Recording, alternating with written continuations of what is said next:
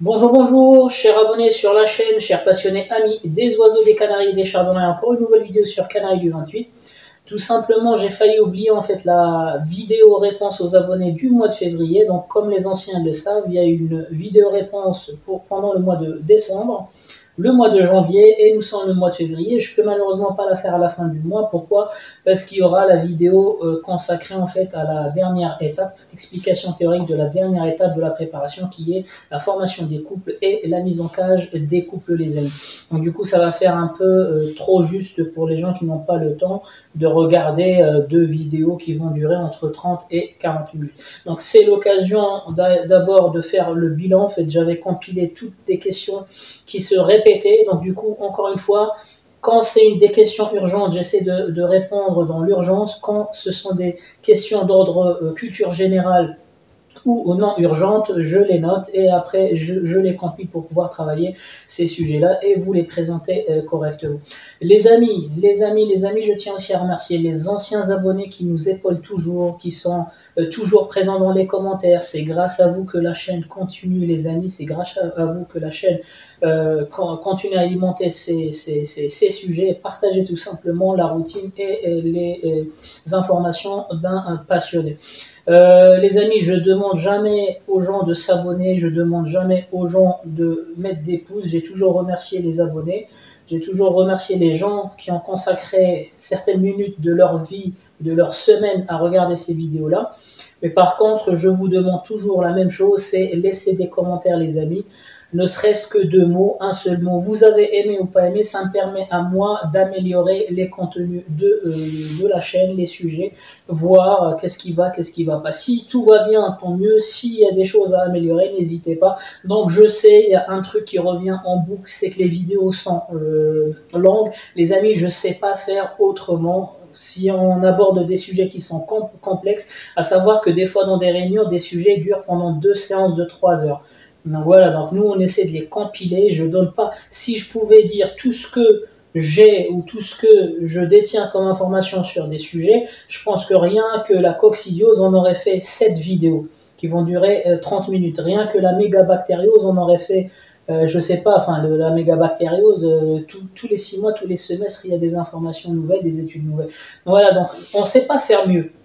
Donc après, c'est à vous de vous organiser pour pas trop rester sur la vidéo. Peut-être regarder un quart d'heure à chaque fois ou chaque jour. Mais moi, je peux pas faire des vidéos de 10 minutes tous les jours, les amis, parce que ça prend énormément de temps et je n'ai pas qu'une seule passion comme les anciens le savent.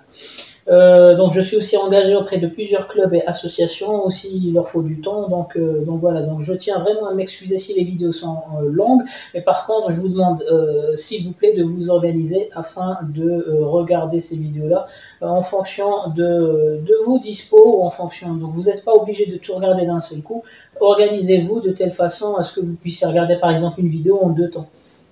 D'accord.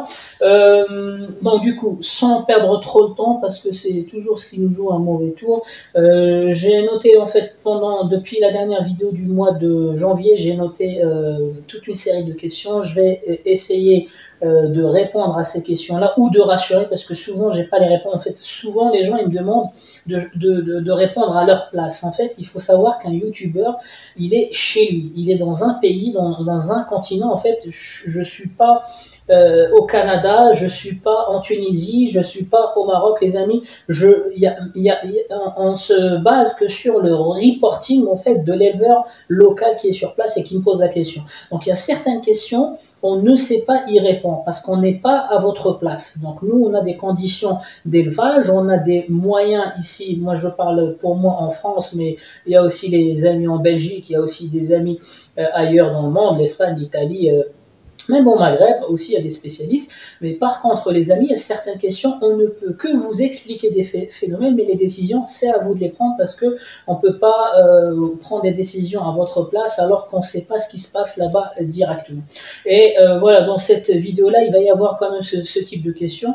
Donc, je dois soit vous expliquer en fait le phénomène, après c'est à vous de mettre en place des plans d'action, ou soit vous rassurer pour dire oui, c'est normal, c'est pas normal, mais avec le temps, il faut faire ceci, cela, et j'en passe. Donc du coup, les amis, la première question c'est voilà, on est en pleine période de préparation, le mois prochain c'est la reproduction et les gens ils disent écoute, qu'est-ce qui est bien, est-ce qu'on achète des mâles, on garde des mâles qui sont nés chez nous, on achète des femelles, ou l'inverse, est-ce qu'on achète des femelles et on garde les mâles qui sont nés chez nous, ou est-ce qu'on garde nos oiseaux? Alors moi je vais répondre par rapport à mon expérience, par rapport à ce que je fais, et au même temps je vais vous donner une idée sur la plus grosse erreur que les débutants font quand ils démarrent en fait la reproduction des chardonnays en mutation et qu'ils arrivent en fait à sortir des jeunes. Donc la plus grosse erreur sur cette activité-là, c'est de tout vendre. Donc voilà. Donc ça c'est une très grosse erreur que les débutants qui ont réussi une première année de sortir des jeunes en mutation, des chardonnays en mutation, en fait, ils vont tout vendre. Pourquoi? Pour passer tout de suite à une mutation plus rare, plus délicate. Alors que ça, c'est la plus grosse erreur et c'est à cause de ça, en fait, ils peuvent rater plusieurs années derrière de reproduction. Pourquoi? Ben, en fait, parce qu'il s'agit de mutations qui demandent quand même 3 ans, 4 ans d'expérience sur des mutations basiques pour prendre un savoir-faire, pour améliorer la technique de l'élevage, pour peut-être améliorer le local. Voilà, donc moi, pendant l'été, j'ai visité des gens, en fait. Il y a des gens qui ont réussi l'année dernière des mutations. Ils sont passés, en fait, à l'albino, ils sont passés cette année au FAO. Résultat, ils ont perdu, par exemple, un FAO sur 2, ou un porteur, et ils sont en train de vendre leur FAO. Albino, c'est pareil. Donc les amis, avant d'attaquer ces mutations-là, si vous avez réussi une première année, dites-vous que plusieurs dans votre cas en fait n'ont pas réussi cette première. Faites-en une force pour améliorer vos jeunes l'année suivante, l'année d'après et plus tard, dans 3 ans, 4 ans. Moi, par exemple, j'ai pris 3 ans à me renseigner sur les mutations FAO avant d'acheter mes premiers FAO. Et je vous rappelle qu'au moment où j'avais découvert le FAO, il ne coûtait que 900 €. Au moment où j'ai acheté les FAO, il coûte 1400 € la pièce, les amis. Donc, juste pour vous donner une idée, j'ai perdu de l'argent, j'ai perdu du temps, 3 ans à se renseigner, à étudier la transmission de cette mutation-là. Mais par contre, je sais que je pars sur une bonne base et je ne dépenserai pas mon argent, je ne jetterai pas mon argent par la fenêtre. Donc là, l'une des plus grosses erreurs que font les débutants qui ont réussi une première année, peut-être avec de la chance ou peut-être avec, on dit pour les plantes la main verte, mais les oiseaux c'est pareil. Ils ont en fait une technique qui fonctionne avec les oiseaux. Mais ils ont fait une erreur en vendant tous leurs jeunes et en achetant des mutations qui sont fragiles, ou des fois même, ça m'est arrivé en fait de rigoler avec des débutants que j'avais épaulé l'année dernière pour leur première année en fait d'élevage. Ils ont tout vendu, par exemple, ils avaient de l'agate, ils avaient du brun, et aujourd'hui ils rachètent de l'agate et du brun. Alors du coup je comprends pas pourquoi ils ont vendu leurs jeunes. Bon, peut-être qu'ils ont revu à la baisse leurs ambitions, ça peut se comprendre, mais bon, l'une des plus grosses erreurs de débutants, les amis, c'est de vendre ces jeunes. Donc moi, je cible pas les gens qui vendent des jeunes pour acheter d'autres mutations et qui ont de l'expérience. Là, c'est tout à fait comme ça, et c'est comme ça que moi-même, je finance mes nouvelles mutations. C'est en vendant ou en échangeant des mutations que j'ai, soit avec du matériel, je vends pour acheter du matériel, ou soit je vends pour faire rentrer cette année ou l'année dernière aussi des FAO. Mais les amis, ne vendez pas vos jeunes, ne vendez pas tout 100% de vos jeunes, surtout pas les femelles.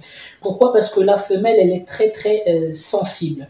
Une femelle qui est née dans un local, une femelle qui est née en fait en connaissant l'éleveur, elle sera toujours sereine, elle sera toujours tranquille dans son local. Elle est beaucoup plus adaptée à reproduire dans le même endroit avec le même éleveur. Si c'est une femelle, en fait, même si elle vient d'élevage en captivité de chez un autre éleveur, il y a eu ce changement-là, et puis ça peut chambouler des fois des femelles, ou juste ça va lui prendre du temps à s'adapter à un nouvel environnement. Donc du coup, voilà, donc évitez de vendre tous vos jeunes, gardez des mâles et des femelles. Voilà, donc il n'y a pas mieux que reproduire avec ses propres oiseaux. Et aussi, c'est pas parce que vous avez réussi du brin, de l'agate, vous allez passer directement à des mutations plus compliquées et plus délicates. Voilà, donc essayez de travailler vos souches, construisez une souche. Les gens qui ont réussi en fait des oiseaux la première année, c'est pas une souche, les amis. Et je vous ai préparé une vidéo spéciale, c'est quoi concrètement une souche et quels sont les critères d'une souche, c'est quoi la signature d'une souche, et vous allez comprendre ce que c'est une souche. C'est pas parce que vous avez des jeunes qui sont nés chez vous que vous allez appeler ça une souche. Une souche, ça se travaille sur 3-4 ans. Une souche, c'est une signature d'un éleveur. Ça veut dire quelqu'un qui sort les oiseaux, même standard à lui. Enfin, je parle pas du standard. L'idéal, c'est de se coller au standard en fait de l'espèce, mais chaque éleveur, il a une spécificité dans son élevage. Ça veut dire un élevage qui va plutôt faire de l'élevage du brin que d'autres mutations. Ah bah, il faut qu'il travaille ces brins-là pour que, au fil des temps, 2 ans, 3 ans, il a plus ou moins le même gabarit, la même posture, la même intensité du masque, il n'ait pas beaucoup de défauts. S'il travaille les têtes blanches, il faut qu'il continue à travailler les têtes blanches, les porteurs. Tu vois, dans un élevage, en fait, les mêmes brins, il y en a un qui est grand, un qui est petit, et ils sont tous nés dans le même élevage. Mais c'est pas une souche parce qu'il n'y a pas de signature, les amis. Une souche, c'est un tampon spécifique à l'éleveur. Vous changez d'éleveur, vous changez de souche, et vous allez voir par exemple un éleveur qui ne travaille que de l'agate tête blanche. Ils sont énormes de gabarit, ils sont beaux, ils ont du rouge, ces oiseaux ils ont du rouge. Maintenant vous allez chez les meilleurs éleveurs en Belgique, vous allez voir, ils ont tous la même signature, que ça soit Sharif, que ça soit Freddy, que ça soit ce que vous voulez.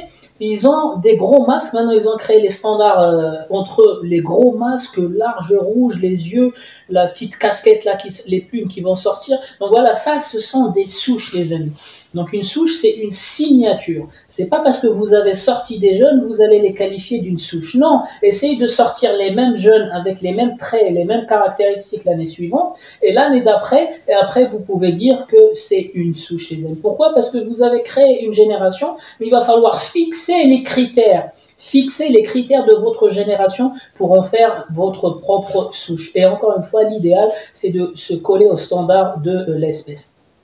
Donc voilà, première erreur, c'est que les gens qui ont réussi la première année, ils vendent tous les jeunes, ils vont se retrouver en fait en début de la saison suivante à chercher des oiseaux, voire les mêmes mutations qu'ils vont acheter, donc soit malades, soit ils vont mal s'adapter, etc., alors qu'ils avaient l'occasion de garder leurs propres oiseaux pour reproduire avec. Deuxième chose, c'est que les gens, c'est pas ce qu'ils ont réussi. Avoir des jeunes, ils vont se prendre en fait pour des éleveurs qui ont 5 ans, 6 ans d'expérience, et ils vont se lancer dans les mutations les plus délicates, et ça va les décourager. Pourquoi? Parce que ils vont peut-être les perdre, ils vont pas pouvoir les reproduire, ils vont tomber malades ces mutations-là, et donc du coup c'est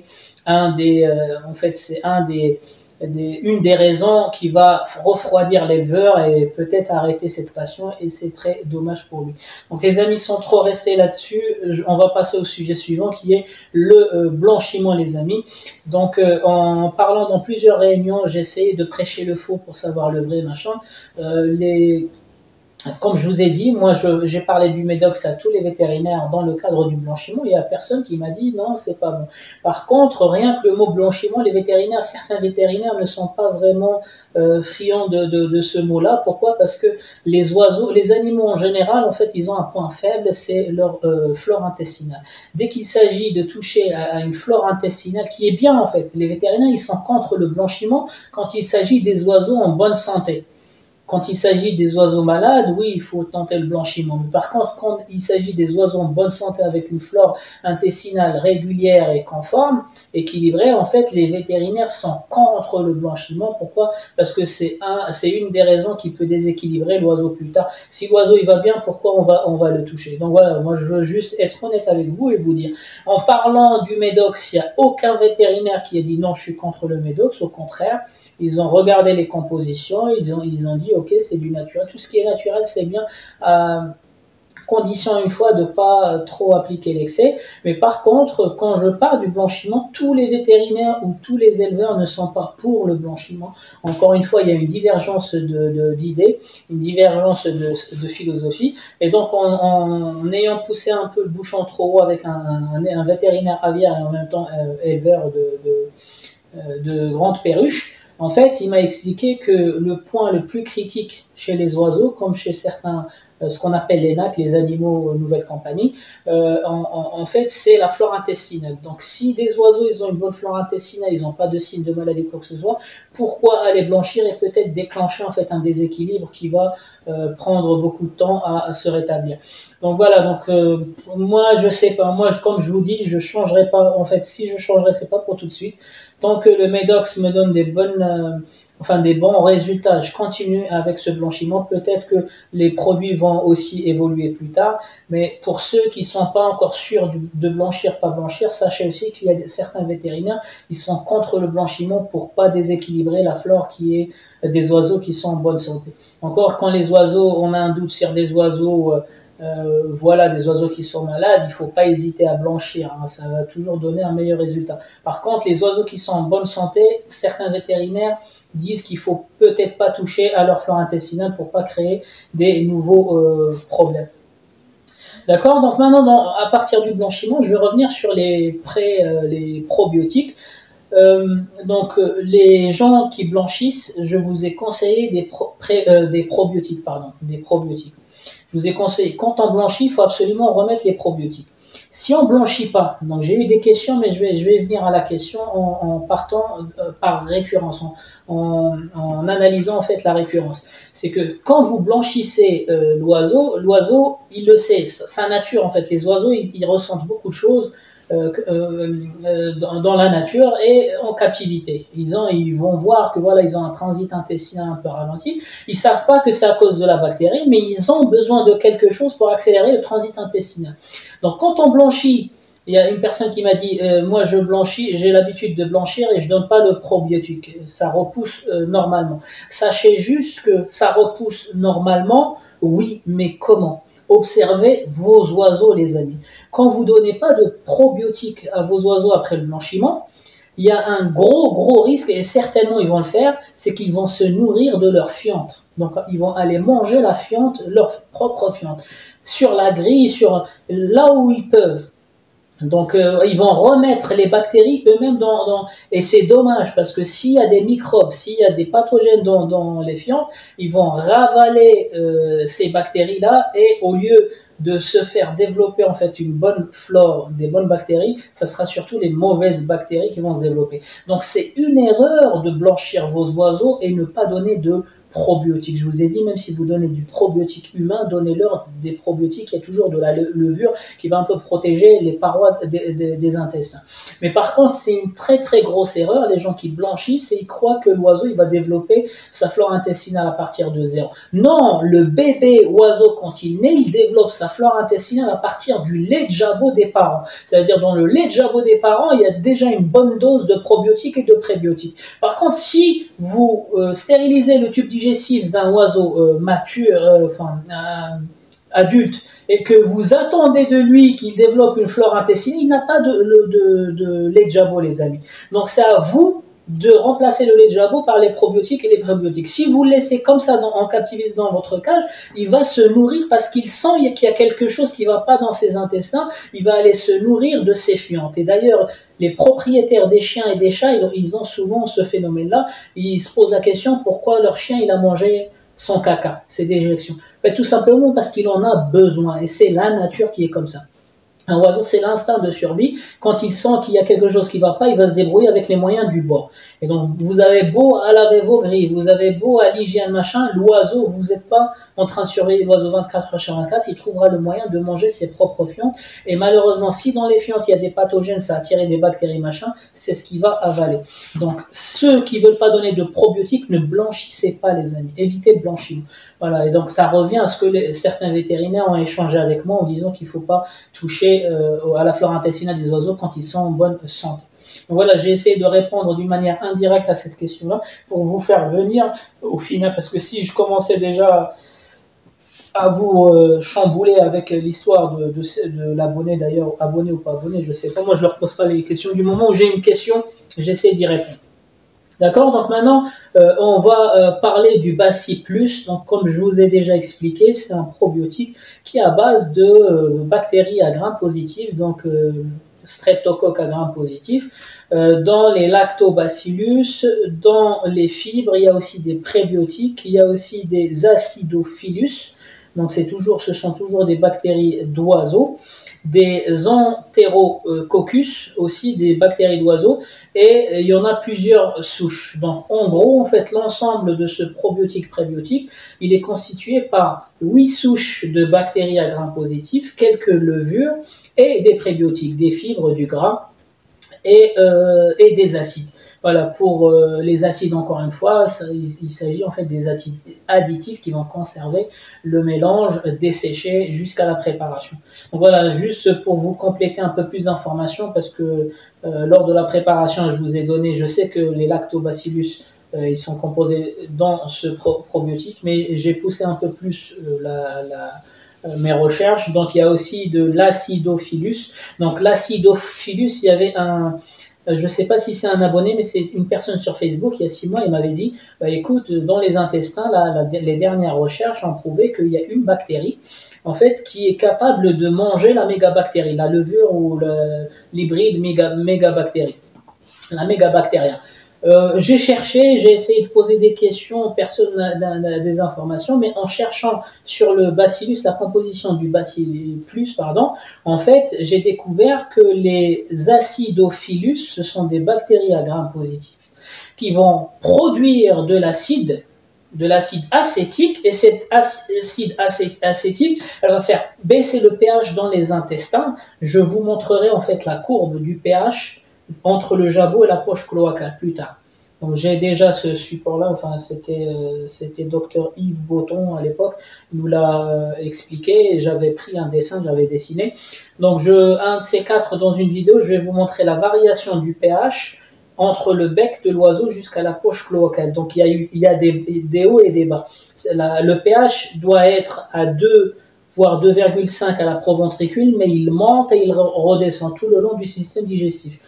Voilà, donc chaque organe, il a un pH spécifique. Et donc du coup, ces bactéries acidophilus, en fait, ils vont créer de l'acide acétique, et cet acide acétique, elle va faire baisser le pH dans le premier tronçon à la sortie du gésier, et c'est ce qui va repousser la mégabactérie. Donc c'est ce qui contrôlera la reproduction de la mégabactérie, mais par contre pas dans la proventricule, parce que ça c'est l'étape vraiment intestin, c'est dans les intestins, la sortie de l'intestin. D'accord, donc la mégabactérie, quand elle va passer de l'isthme dans le gésier, du gésier vers le premier segment des intestins, elle sera freinée parce qu'elle n'aime pas le pH vraiment très très acide. Donc voilà, donc vous avez vu que voilà, il y avait une personne qui m'avait donné en fait un bout d'information il y a 6 mois, et avec le temps et les recherches avec un autre produit qui est Bacillus, je me suis renseigné et j'ai découvert que l'acidophilus en fait, il peut avoir un lien direct avec la mégabactérie. Par contre, il la mange pas, il va créer de l'acide qui repousse la mégabactérie et qui la freine. D'accord, donc voilà, elle va pas se reproduire, elle est figée, encore une fois, comme le citron avec les parasites, les amis. Donc les gens qui m'ont parlé de postbiotiques, donc voilà, donc on a parlé des probiotiques, ce sont des bactéries à gram positif ou bénéfiques en général, les probiotiques. On a parlé des prébiotiques, qui sont les acides, le gras, les fibres pour nourrir, c'est la nourriture des probiotiques, et je vous ai pas parlé des postbiotiques. Pourquoi? Parce qu'encore une fois, les postbiotiques, c'est un système humain. Ça vient des humains et pas des oiseaux. On n'entend pas encore beaucoup chez les oiseaux. En fait, les gens ils disent, est-ce que je peux rajouter du postbiotique dans la pâtée? Ça ne sert absolument à rien. Pourquoi? Parce que nous, les humains, j'ai recherché à quel moment l'humain il peut administrer des postbiotiques. C'est quand il mange, quand il prend des probiotiques, quand il prend des prébiotiques, et il n'y a pas la digestion recherchée. Pourquoi? Parce que les prébiotiques, ça devient postbiotique via les probiotiques après la digestion. D'accord? Donc certains humains, en fait, malgré qu'ils prennent les probiotiques et les prébiotiques, ils ont toujours un transit intestinal assez ralenti. Pourquoi? Parce qu'il n'y a pas eu les réactions chimiques et la digestion recherchées par l'administration de ces deux produits. Donc du coup, dans ce cas-là, ça sert à rien qu'ils prennent le probiotique, les prébiotiques, ils prennent directement le postbiotique. Mais tout seul, le postbiotique, les amis, c'est pas la peine parce que c'est digéré, c'est le résultat des prébiotiques déjà digérés. Donc pour les oiseaux, moi je trouve qu'il est trop tôt pour commencer à réfléchir comme ça.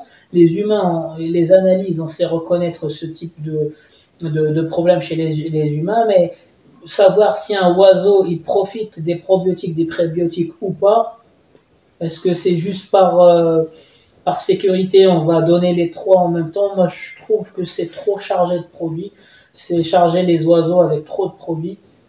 Il faut éviter. Donc voilà, probiotiques, prébiotiques, c'est largement suffisant. On ne va pas rentrer dans le débat et comparer l'oiseau à l'humain. Ou sinon, vous donnez le postbiotique sans le prébiotique, parce que le postbiotique, en fait, c'est la suite des prébiotiques qui va digérer par les probiotiques. Voilà, mais ça sert à rien de donner deux fois des postbiotiques. Pourquoi? Parce que le postbiotique que vous allez donner, il sera double postbiotique simple plus le postbiotique, ce qui sera la résultante en fait des prébiotiques digérés par les probiotiques. Donc voilà, donc pour moi, enfin, j'ai pas assez de recul, j'essaie de chercher chez l'humain comment fonctionne le postbiotique, mais apparemment les humains qui prennent des postbiotiques ne prennent pas les prébiotiques. C'est d'où l'intérêt de remplacer les prébiotiques par les postbiotiques. Donc là, pour les oiseaux, je trouve que c'est trop donner trop de produits. Donc probiotiques, prébiotiques, postbiotiques, ça fait trop. Donc on choisit probiotiques, prébiotiques ou probiotiques, postbiotiques, mais pas les trois en même temps parce que pour moi ça sert à rien. D'accord? Une autre question, donc des gens qui commencent à paniquer pour me dire, je pense c'est en Algérie, donc de là, je salue les éleveurs du Maghreb en général et l'Algérie parce que c'est quand même une communauté importante sur cette chaîne-là.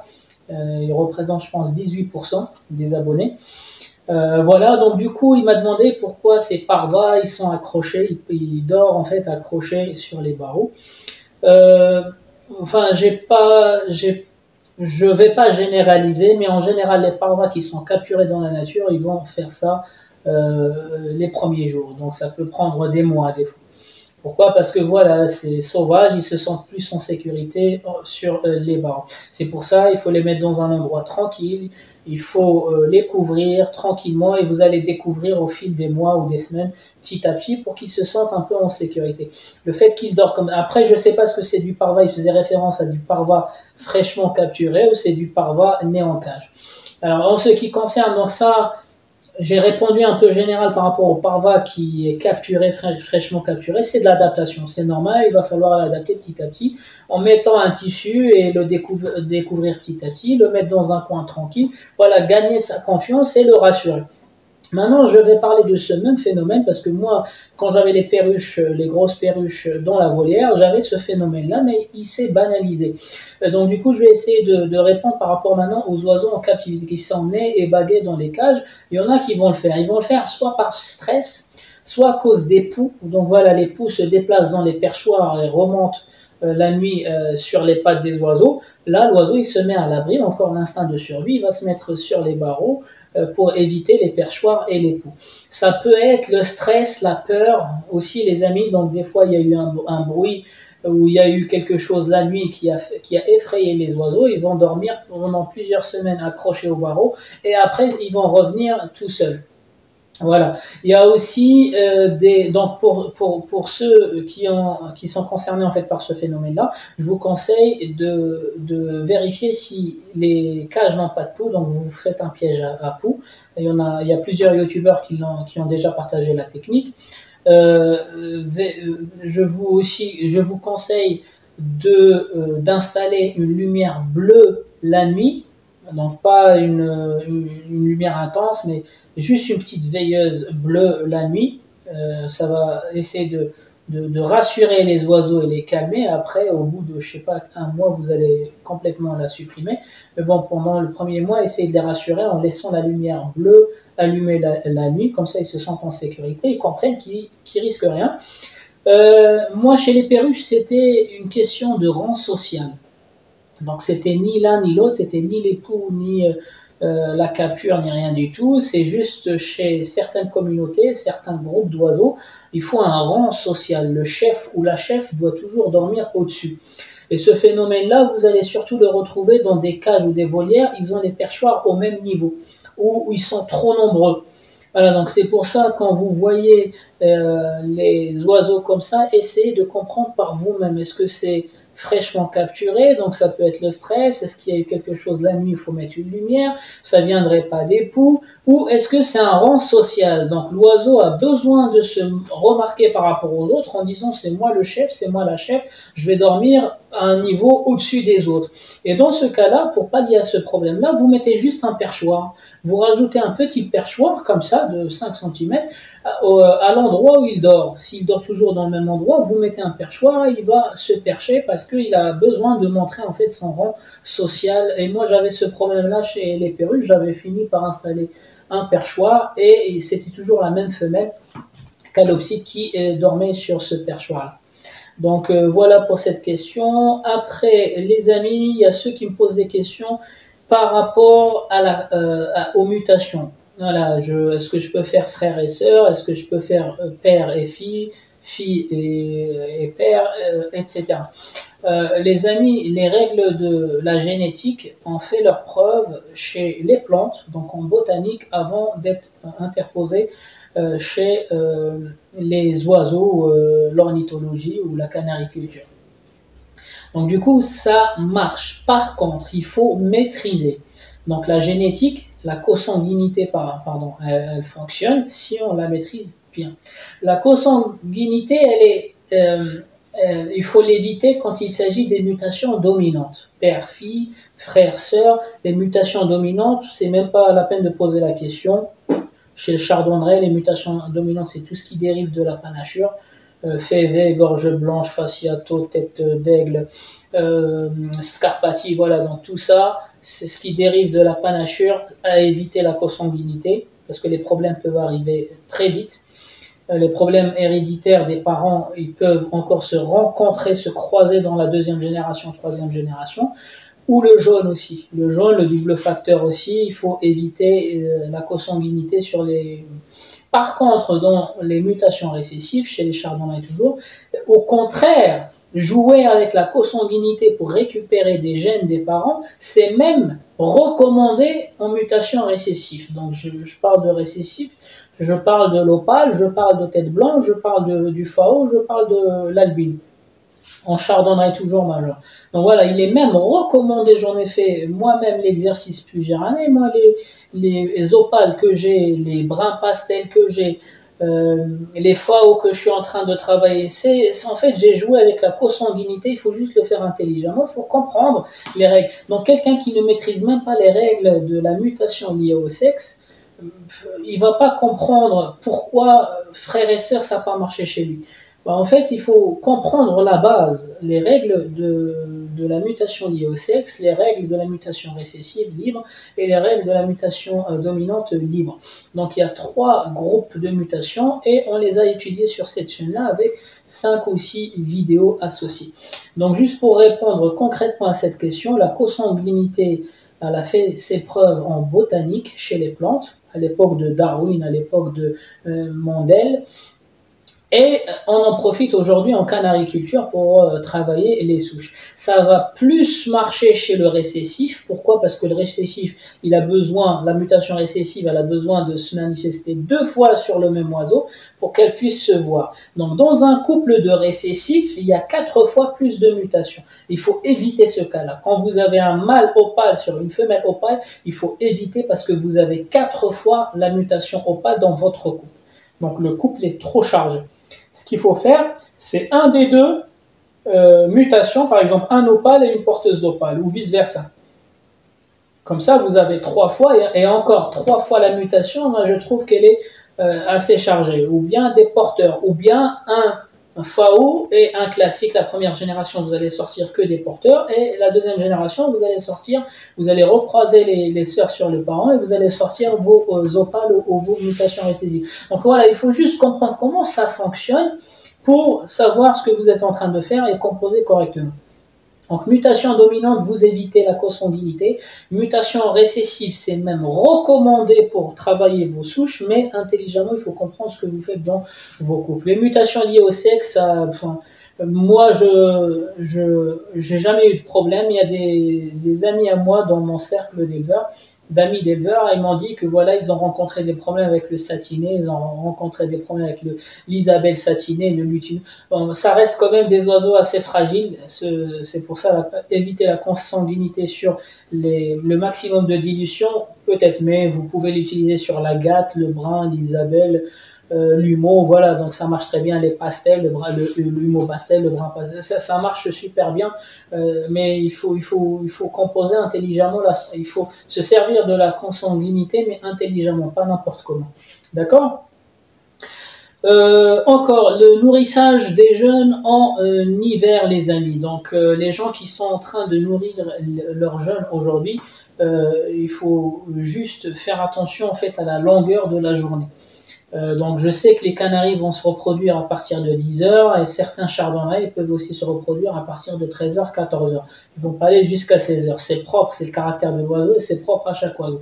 Par contre, c'est pas parce qu'ils ont commencé à se reproduire que vous allez arrêter de rallonger la durée de journée. Ça va jouer dans la corpulence en fait de vos jeunes. Donc les jeunes qui sont en train de se nourrir aujourd'hui sur une journée, longueur de journée de 10 heures, 12 heures, ils seront beaucoup plus petits en taille et en corps, beaucoup moins robustes que les jeunes dans un mois ou dans un mois et demi, qui eux, ils vont se nourrir en fait avec une longueur de journée qui sera 14 heures, 16 heures. Donc pour éviter ces écarts, essayez en fait de continuer en fait à rallonger vos longueurs de journée et n'essayez pas de les stopper. C'est pas parce que vos oiseaux ils ont commencé à se reproduire, vous avez deux couples, ils se sont reproduits en 10 heures, 12 heures de lumière que vous allez maintenir les 12 heures de lumière. Non, essayez de continuer en fait votre programme jusqu'au mois de juin, voire juillet, les amis. J'ai déjà parlé sur ce sujet-là.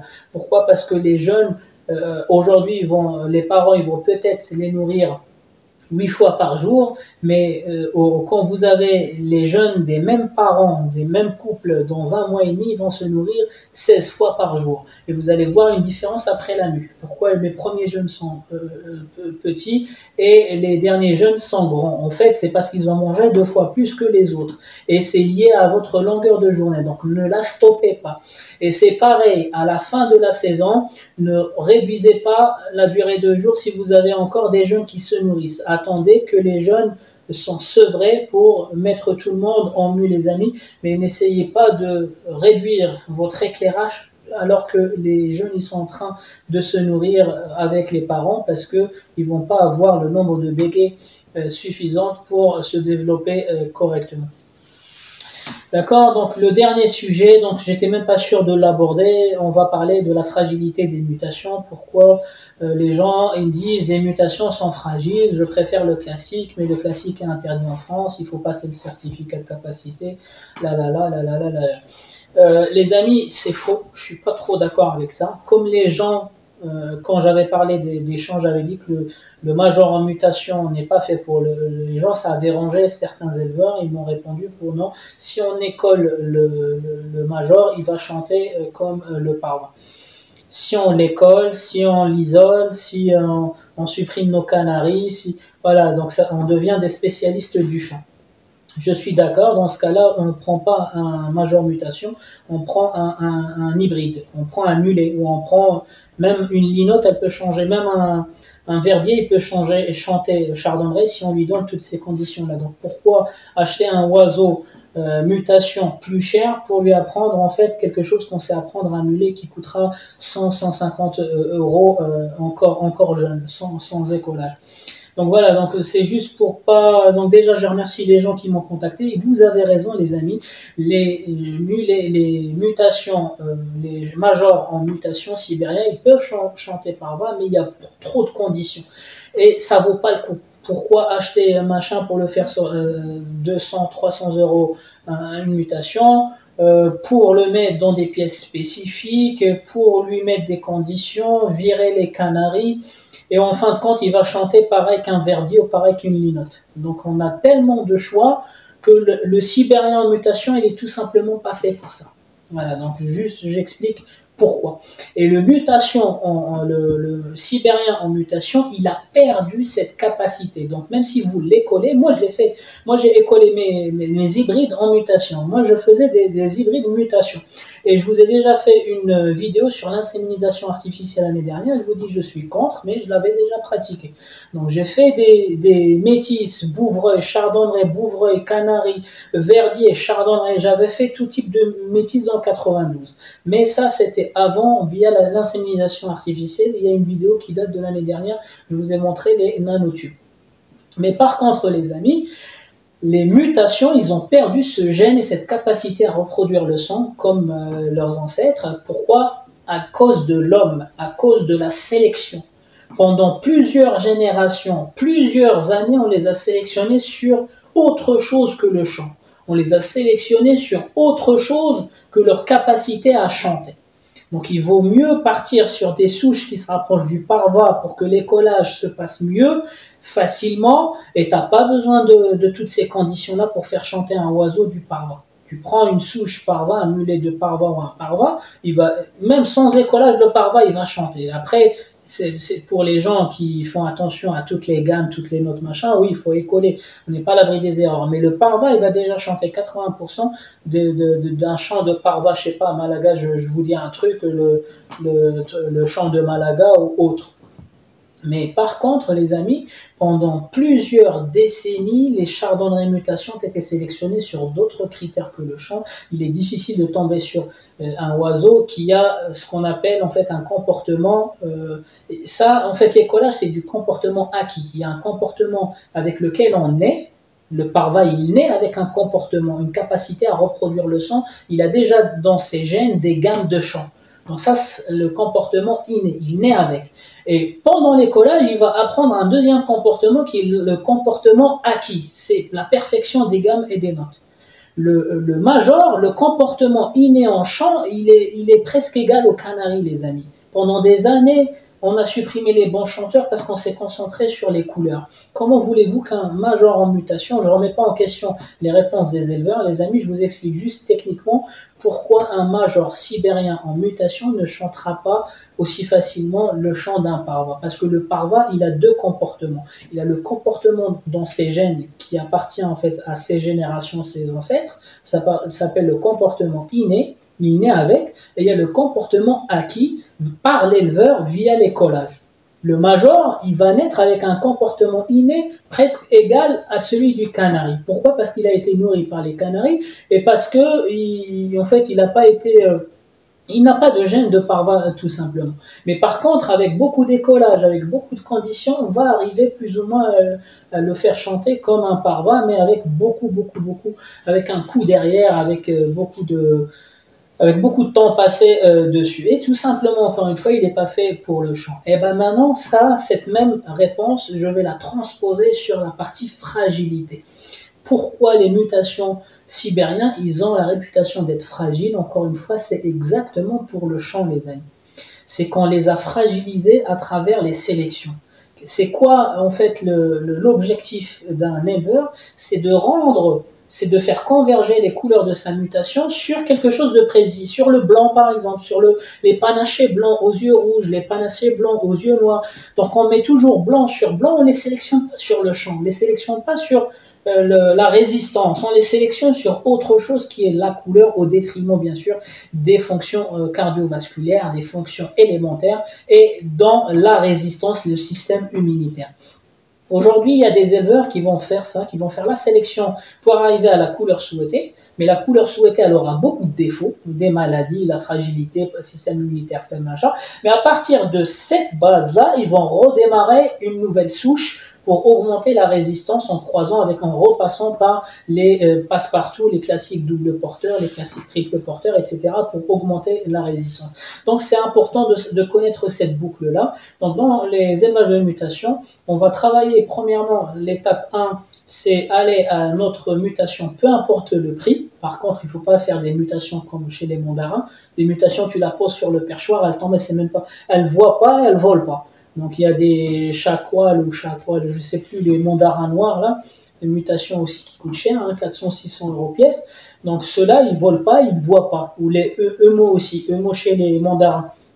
Donc voilà, les mandarins, ils ont travaillé, les éleveurs chez les mandarins, ils ont travaillé des mutations, en fait, qu'ils ont du mal à vivre dans des volières avec d'autres. Ils ont besoin d'un soin particulier. Et l'idée chez les chardonnays, c'est pas ça aussi. C'est pas être aux soins tous les jours et toutes les minutes à vos oiseaux. Donc du coup, les éleveurs, qu'est-ce qu'ils vont faire? Ils vont sélectionner pour arriver à une couleur précise. Et une fois qu'ils ont la base de cette couleur précise, ils vont essayer de travailler le gabarit, travailler la résistance en la croisant avec des porteurs, des classiques porteurs, des brins porteurs, etc.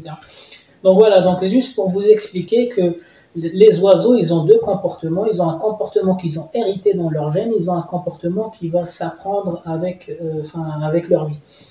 Voilà, et la résistance, donc ils ont la réputation d'être fragiles, c'est juste parce que quand on les a sélectionnés pour faire des blancs ou des clairs, en fait, c'était pas la priorité, c'était pas la résistance, c'était pas la fragilité, c'était d'arriver à la couleur souhaitée. Et après, une fois qu'elle est arrivée à la couleur souhaitée, là, on commence à travailler en fait les autres critères, le gabarit, la qualité des plumes quand on avait vu, les chimelles, les intensifs, etc.